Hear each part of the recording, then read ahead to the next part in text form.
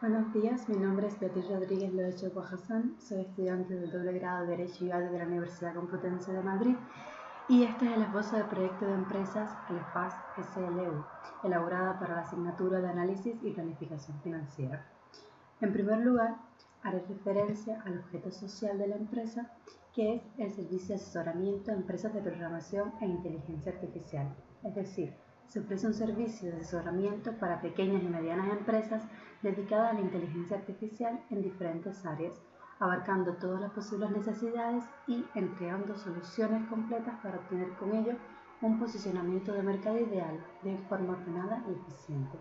Por tanto, la idea es aprovechar los conocimientos adquiridos en el doble grado de Derecho y Arte de la Universidad Complutense de Madrid y partiendo sobre la base de que existe un creciente número de empresas especializadas en inteligencia artificial que requieren o necesitan asesoramiento contable y legal, crear la empresa con la que satisfacer esta demanda.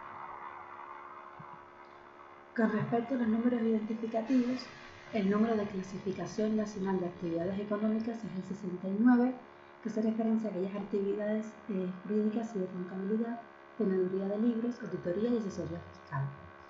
Y contamos con un número de teléfono que es el que aparece en pantalla y también con un correo electrónico a través de los cuales los clientes y toda aquella persona que esté interesada puede ponerse en contacto con la empresa. También la empresa dispondrá de un sitio web.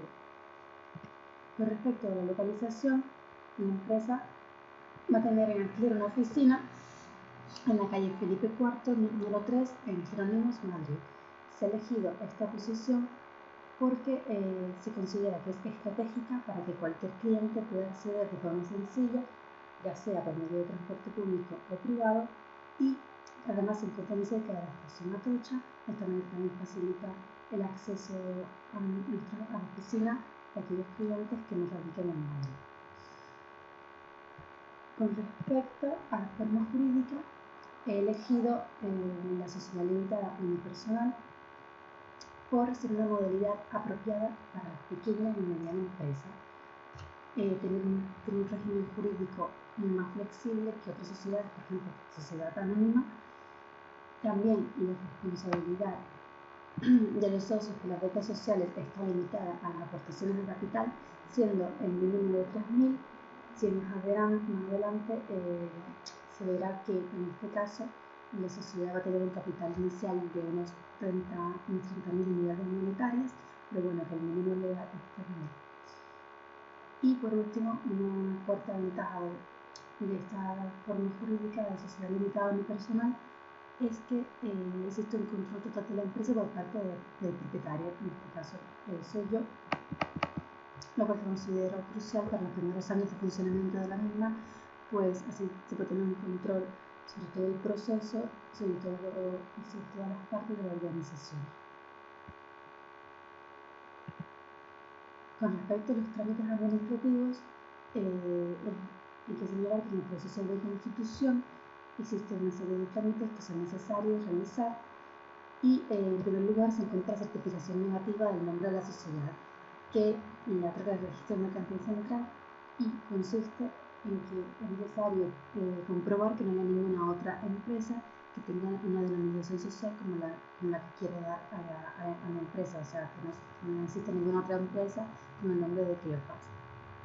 También hay que solicitar el número de identificación fiscal, que la solicitud se realiza en la administración de la agencia tributaria correspondiente al domicilio fiscal de la sociedad o entidad, dentro del mes siguiente a la fecha de constitución de la misma, pero siempre antes de realizar cualquier entrega, prestación o adquisición de bienes o servicios, percepción de cobros o bonos de pago o contratación de personal laboral. Asimismo, es necesario la escritura pública, que es aquel acto por el que los socios fundadores, en este caso yo que soy la socia fundadora, procedo a la firma de la escritura de constitución de la sociedad y que se realiza ante notario.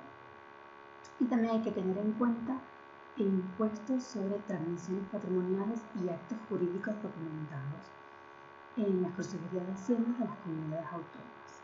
Finalmente, también hay que proceder a la inscripción de la empresa en el registro mercantil provincial, lo que produce su plena capacidad jurídica. Cabe señalar que en el caso de la empresa individual la inscripción es voluntaria. continuación procederé a realizar el análisis DAFO, comenzando por las debilidades de la empresa. En primer lugar, traigo una empresa nueva, una empresa que está naciendo, que cuenta con una financiación escasa y que además es una empresa pequeña. Con respecto a las fortalezas, pues la flexibilidad de los servicios que ofrece y la cualificación de su personal.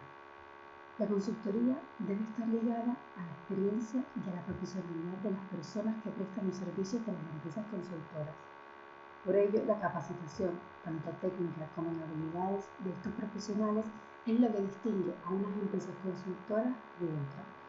Han de reunir unos conocimientos profundos de su área de especialización, habilidades como la capacidad de análisis y exposición de resultados y también una actitud de servicio proactiva, solidaria y claramente enfocada al trabajo en equipo. Con respecto a las amenazas, la principal amenaza es la alta competencia que hay, es decir, lo mismo que también que existe, que existe está bastante saturado, existe un numeroso número de empresas que se dedican al asesoramiento, a esta actividad, ¿no? Y entre ellas, como competidores potenciales de la empresa, se puede encontrar, por ejemplo, el grupo ADADE y la empresa Navales. En cuanto al grupo ADADE, es una firma de servicios profesionales de ámbito nacional dirigido principalmente a la pequeña y mediana empresa. Los miembros que componen el grupo son expertos, asesores laborales, auditores de cuentas, abogados y asesores fiscales profesionales, entre otros, y llevan más de 30 años al servicio de la empresa. ADADE, al mismo tiempo, se está consolidando como uno de los principales grupos de asesoramiento de auditoría a nivel nacional. Más de 15.000 clientes, tiene más de 15.000 clientes atendidos por más de 500 profesionales en sus más de 40 despachos repartidos por la geografía española con representación en 26 provincias. En cuanto a Novabase, decir que sus principales clientes pertenecen al sector público en sus distintos niveles: Unión Europea, Administración General del Estado, gobiernos de las comunidades autónomas y ayuntamientos, pero que también trabaja con empresas privadas, si bien prácticamente siempre en aspectos vinculados con las administraciones públicas. Otra amenaza también en la que se puede encontrar la empresa es la situación económica actual, porque esta puede resultar del todo favorable para el negocio. Para finalizar, me referiré a las oportunidades en cuanto a la empresa. En primer lugar, que existen pocas barreras de entrada y de salida, y en segundo lugar, que Cleofás va a prestar servicios a empresas dedicadas a la inteligencia artificial, que se va a concentrar en estas empresas. Como bien decía antes, el número de estas empresas está en expansión, cada vez son más empresas las que se dedican a esto, y por tanto se ofrecen perspectivas de amplias posibilidades de negocio.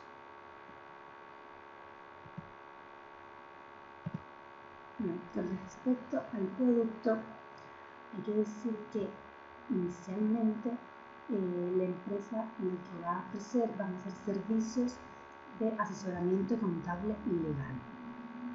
Pero a largo plazo, que es el primer tiempo, se pretende que ofrezca también asesoramiento en otras áreas de la empresa. En cuanto a los servicios empresariales, pues va a ofrecer servicios de consulta y asesoramiento acerca de dirección y gestión empresarial, llevanza de la contabilidad, auditoría y asesoría fiscal. Se pretende ofrecer un asesoramiento profesional en el desarrollo y la implementación de proyectos y negocios, desde la gestación de la idea, la evaluación de riesgos, hasta su implementación y puesta en marcha, brindar la gestión necesaria para mejorar, posibilitando una administración eficiente de los recursos, detectando oportunidades de negocios basadas en análisis de información estadística y estudios especiales. Cleofás quiere ser partícipe de las decisiones de negocios que toman sus clientes y acompañarlos en su crecimiento, implementando herramientas y procesos de gestión para enlazar las decisiones empresariales con las estrategias de negocios enfocadas en la creación de valor. En cuanto a los servicios jurídicos, va a ofrecer, entre otros, gestión, asesoría y defensa jurídica. a la hora de ofrecer el servicio, en primer lugar, va a haber una fase de iniciación, o también conocida como preparación inicial. Durante esta fase va a tener lugar los primeros contactos con el cliente, se van a realizar el diagnóstico preliminar, se va a planear el cometido, se van a efectuar propuestas de tareas y se va a proceder a realizar el contrato. A continuación, tiene lugar una fase de diagnóstico en la cual se van a descubrir los hechos, se va a realizar un análisis y síntesis y un examen detallado del problema. Posteriormente, se procede a la planificación de medidas o plan de acción. En esta fase se van a elaborar soluciones, se van a evaluar opciones, se van a realizar propuestas al cliente y se va a planear la aplicación de medidas. Luego hay una fase de aplicación, o sea, una fase de implementación que se va a contribuir a la aplicación, se van a aportar propuestas de ajustes y capacitación. Y finalmente vamos a tener una fase de terminación con una evaluación, un informe final, se van a establecer compromisos y se van a realizar planes de seguimiento. En cuanto a las características de la prestación del servicio, pues decir que el precio se establece por horas trabajadas, los horarios van a ser flexibles con el fin de adaptarlos a los clientes y que el trabajo se va a realizar tanto en la oficina localizada en la localización que mencioné anteriormente, como también en la propia empresa que contrata el servicio. En relación a la estructura, pues hay que decir que en un momento inicial la empresa va a contar con un asesor jurídico contable, en el caso voy a ser yo, pero luego de 6 años, es decir, a largo plazo, se prevé que se realice una distinción, o sea, que se distinga entre una división empresarial y una división jurídica. Una división empresarial que va a englobar departamentos tales como el departamento contable, el departamento de consultoría estratégica y una división jurídica que va a englobar un departamento mercantil civil y un departamento laboral. Aquí podemos ver un esbozo de cómo puede ser el organigrama de la empresa a largo plazo. Vemos una dirección general, lo que mencionábamos antes, una división empresarial y una división jurídica, y dependiendo de cada una de ellas, los respectivos departamentos, departamento contable, departamento de consultoría, entre otros, y departamento mercantil, departamento laboral, etc. Entonces, si bien aquí la estructura parece muy jerarquizada, lo cierto es que se intentará crear una estructura que ofrezca la mayor flexibilidad posible, pues la empresa pretende proporcionar un servicio que se adapte a los clientes para su mayor satisfacción. Asimismo, en el contexto actual resulta fundamental dotar a las empresas de flexibilidad para que puedan hacer frente a los posibles cambios del entorno y reaccionar ante los imprevistos que puedan producirse. Para ello, se intentará crear un ambiente de trabajo en equipo y vincular a las distintas partes de la organización a través de mecanismos de coordinación, así como contar con trabajadores cualificados y de confianza que conozcan lo que se espera de ellos y las metas y objetivos de la empresa para garantizar el éxito de la misma. Entonces, a continuación voy a pasar a analizar lo que dicen del balance y la cuenta de pérdidas y ganancias de la empresa correspondientes a los 2 primeros años de ejercicio, es decir, al momento Table 6 y al momento Table. Entonces, voy a comenzar analizando el balance del año Table 0 y voy a comenzar analizando el activo. En primer lugar, el importe que vemos acá, de 2,5, bueno, que está expresado en miles de euros y que se corresponde a un inmovilizado material. Inmovilizado material que va a estar compuesto por aplicaciones informáticas, el sitio web de la empresa y las suscripciones a bases de datos. Luego vamos a ver también que la empresa va a contar con un inmovilizado material por un importe de 15 unidades monetarias y que va a englobar inmobiliario de oficina y computadoras informáticas fundamentalmente. Con respecto a las inversiones financieras, pues la empresa no va a contar en ese primer ejercicio con inversiones financieras, no va a realizar inversiones financieras, pues está comenzando ahora y no va a invertir en estos instrumentos. En relación al activo circulante, pues vemos que se compone de un realizable, de activo realizable que posee por importe de 12 unidades monetarias, un exigible por importe de 2,25 y un disponible por importe de 25 unidades monetarias. Entonces, en cuanto a esto, los datos que vemos acá en la columna A, cabe señalar que se corresponden, o sea, son la composición del circulante. En el caso del revisable es de 0,5, en el caso del exigible es de 0,05 y en el caso del disponible es de 0,45. Antes de pasar a analizar la composición del patrimonio neto y del pasivo, cabe señalar que este valor que vemos acá en la celda B12, que es 0,2, es el radio estático de activo y que el 33,30% que vemos acá en la celda de 6 y el 20% de la celda de 8 se corresponden a las amortizaciones del inmovilizado intangible y del inmovilizado material respectivamente.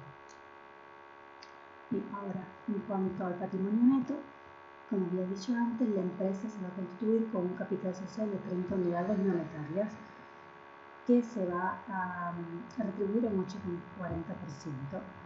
Si bien el mínimo legal para este tipo de sociedad limitada unipersonal era de 3.000 euros, pues en este caso he decidido aportar algo más, o sea, bastante más, y la empresa se va a constituir con este capital de 30 unidades monetarias.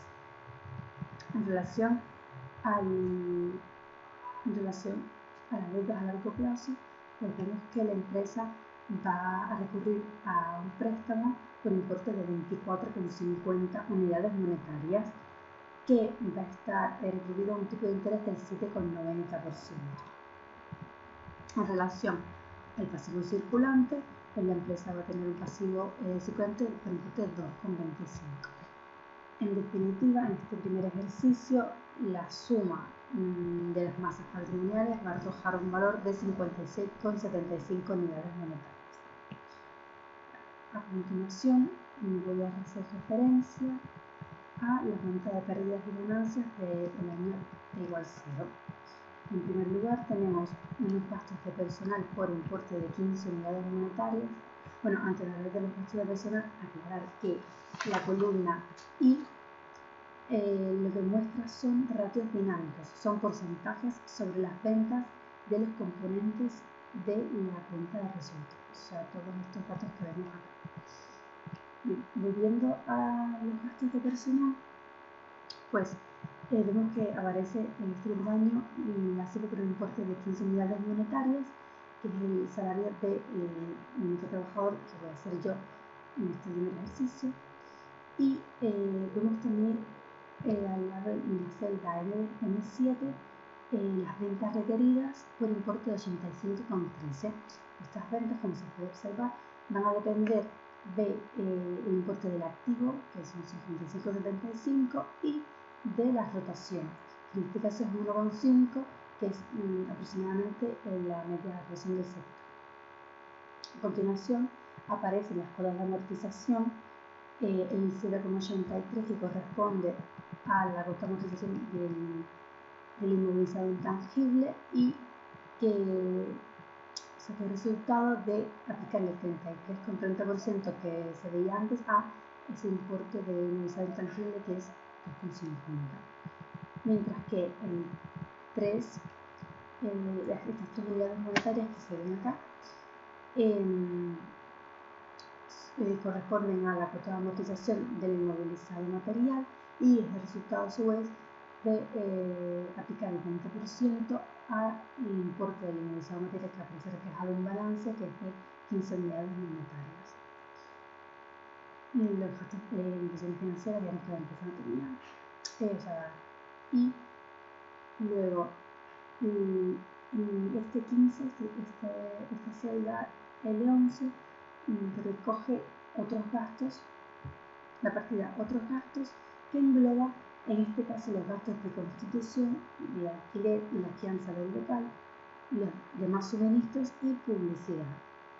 En este primer año estos gastos van a ser ligeramente superior, pues porque tenemos gastos que no vamos a tener en otros años, como son los de constitución y la fianza del del local, y además los gastos de publicidad en este primer año van a ser bastante considerables porque la empresa está naciendo ahora y necesita una fuerte inversión en publicidad para darse a conocer en el mercado. Entonces, a continuación, vamos a ver, pues resultado entre 21,29 y luego tenemos los gastos financieros que van a depender de las deudas al inicio del ejercicio y de un tipo impositivo que en este caso veíamos que es del 7,90%. Es decir, que la empresa va a conseguir un préstamo al 7,90%. En relación a la celda L6, esta recoge, esto depende de las deudas a corto, las deudas con proveedores que tenga la empresa. Vemos que en este caso aparece por importe de 0 unidades monetarias porque si nos fijamos en el balance en este primer año, la empresa vemos que va a tener también un importe de 0 en lo que se refiere a sus deudas con proveedores.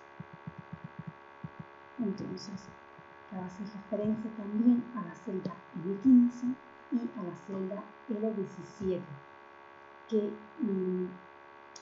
son celdas que pueden aparecer o no en función de la forma jurídica que tenga la empresa. La celda L15 es la retribución al capital de los socios, que es incompatible con la celda K18 porque la retribución de los capitalistas es en forma de intereses y no de rentabilidad financiera. Por su parte, la celda L17, que aparece acá con un valor de 4,46 unidades monetarias, es la suma de intereses de los acreedores convencionales más los propios socios. Vamos a ver, por tanto, que se obtiene un resultado compuesto de 49,36 unidades monetarias, resultado positivo, y que tiene que ser positivo si la empresa es capitalista, porque si no, no percibe rentas el capitalista. Pero si es positiva, entonces la L15 no puede estar porque no se percibe rentas de capital como capitalista o como acreedor, pero no puede percibir las rentas en ningún concepto. Con respecto al beneficio, hay que decir que hay empresas que tienen beneficio cero porque se reparten entre los socios y que también, en el caso de que el beneficio fuera cero fuese negativo y se quisiera tener un beneficio positivo, antes de quitar de la partida de gastos personal, es preferible reducir la partida esta que vemos acá de otros gastos. Es decir, si lo que se quiere es buscar este beneficio positivo, es mejor prescindir de estos gastos que de los gastos de personal. Entonces, con respecto al primer ejercicio, decir también que la rentabilidad económica aparece acá por un importe de 90,38%. La rentabilidad económica se obtiene dividiendo el beneficio por el activo total y lo que mide es la capacidad generadora de renta de los activos de la empresa y es independiente de la estructura financiera de la misma. Es un valor muy útil para comparar empresas en un mismo sector. Y finalmente, en cuanto a este primer año, vemos acá estos valores de 44,95% y 47,14% que hacen referencia a la estructura financiera de la empresa y van a depender también del capital. Es decir, que si yo varío el capital, aquí en este caso es de 30 unidades monetarias, la estructura financiera de la empresa va a variar también. Esto es con respecto al primer ejercicio. Ahora voy a pasar a analizar el balance del segundo ejercicio que viene siendo T igual 1, o sea, el segundo año de funcionamiento de la empresa. En primer lugar, vemos que la partida de inmovilizado material se mantiene constante, no ha variado con respecto al año anterior. Aparece su cuota de amortización, y se ve como 83, y en cuanto al inmovilizado material, sí que vamos a ver que va a haber que se va a ver aumentado en relación al año anterior. El año anterior era de 15 unidades monetarias, o sea, aparecía reflejado en balanza por 15 unidades monetarias, y este año la cifra ha aumentado a 113,47 unidades monetarias. Esto se ha debido a que la empresa ha tenido que invertir más para valer más. O sea, lo que se quiere es que la empresa valga más, porque si la empresa vale más, se va a ganar más. Entonces, para poder aumentar el valor de la empresa, ha sido necesario realizar inversiones en su activo. Y por ello vamos a ver que este aumento, ¿no?, con respecto al año anterior. También se puede apreciar que en este año, en este ejercicio, sí la empresa ha realizado inversiones financieras que aparecen aquí reflejadas por el importe de 5 unidades monetarias. En cuanto al activo circulante, vemos que es realizable desde 12,21, ligeramente superior al del año anterior, que había sido de 12, o sea, el aumento es muy leve.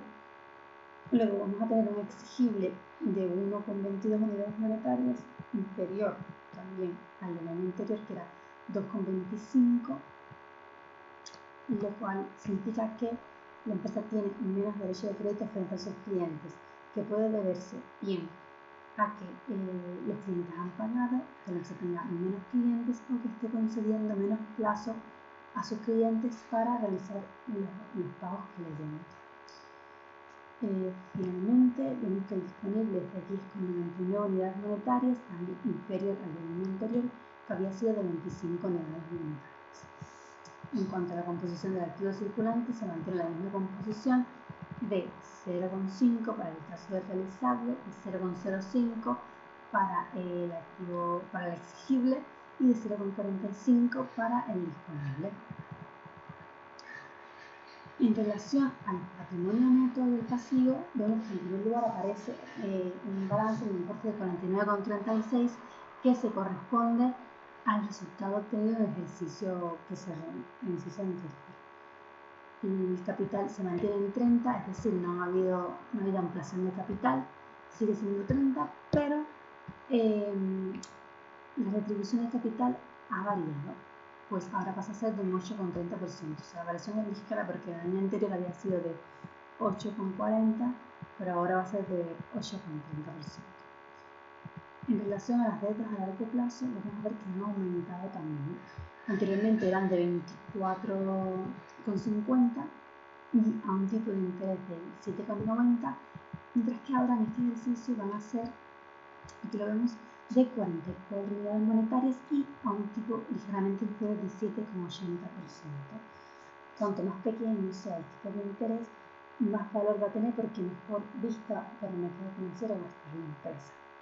Entonces, este aumento de las deudas a largo plazo se ha debido a que la empresa, como había dicho anteriormente, ha tenido que realizar inversiones para aumentar su valor y para realizar estas inversiones ha tenido que recurrir a préstamos, pues con sus recursos propios no podía financiar este incremento de activo.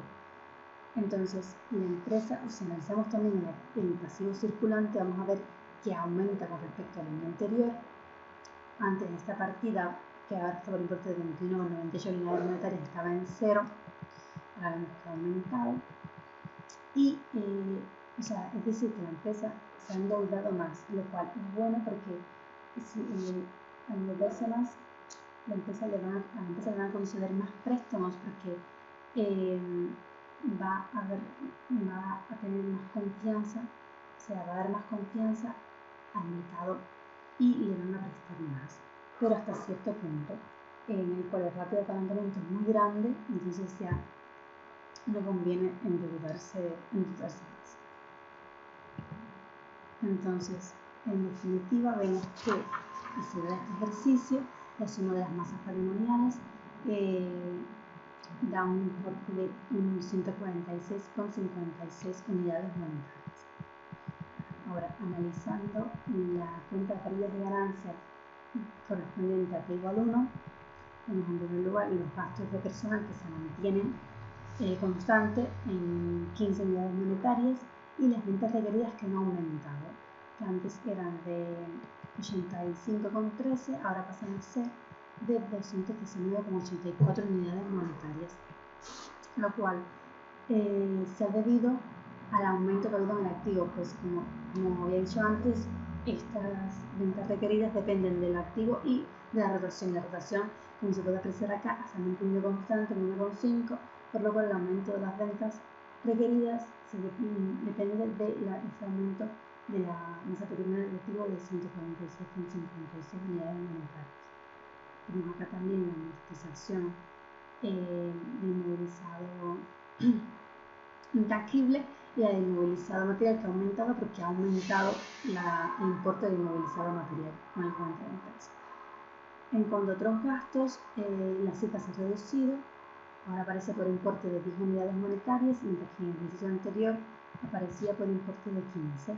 Esto se debe a que la empresa ha tenido menos gastos en este ejercicio, por ejemplo, ya no tiene los gastos ni de constitución ni la fianza del local, y los gastos de publicidad son ligeramente inferiores a los del año anterior, pues si bien la empresa sigue necesitando realizar campañas publicitarias para darse a conocer, pues ya los recursos que destina a la publicidad son inferiores a los que destinaron en un primer momento.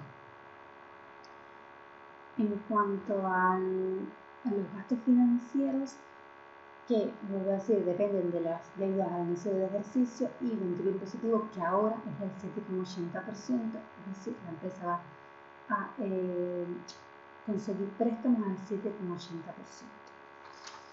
Y la celda Z16 ahora sí que aparece un importe de 1,17 que depende de las deudas a corto, es decir, de los proveedores. En el ejercicio anterior veíamos que era cero porque no existían deudas con proveedores, pero en este ejercicio sí que existen, entonces esto se va a reflejar en la cuenta de pérdidas y ganancias por importe de 1,17 unidades monetarias. Finalmente se va a obtener un resultado después de impuestos de 166,72 unidades monetarias, que irá al balance del siguiente ejercicio en el patrimonio neto, reflejadas en el patrimonio neto. En este caso, la rentabilidad económica ha aumentado con respecto al año anterior.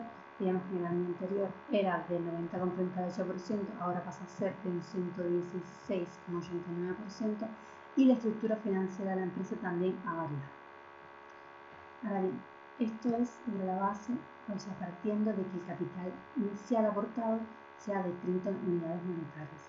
Si fuese, por ejemplo, mayor de unas 90 unidades monetarias, lo que sucede es que vamos a ver que la partida, por ejemplo, acá, de deudas a largo plazo aparece en negativo. Esto se puede entender como que la empresa no necesita recurrir a préstamos porque con la aportación de capital que tiene, con el capital que tiene es suficiente para financiar sus inversiones en activo. Entonces, hasta aquí ha sido la explicación del esbozo del proyecto de empresa ClearPass SL.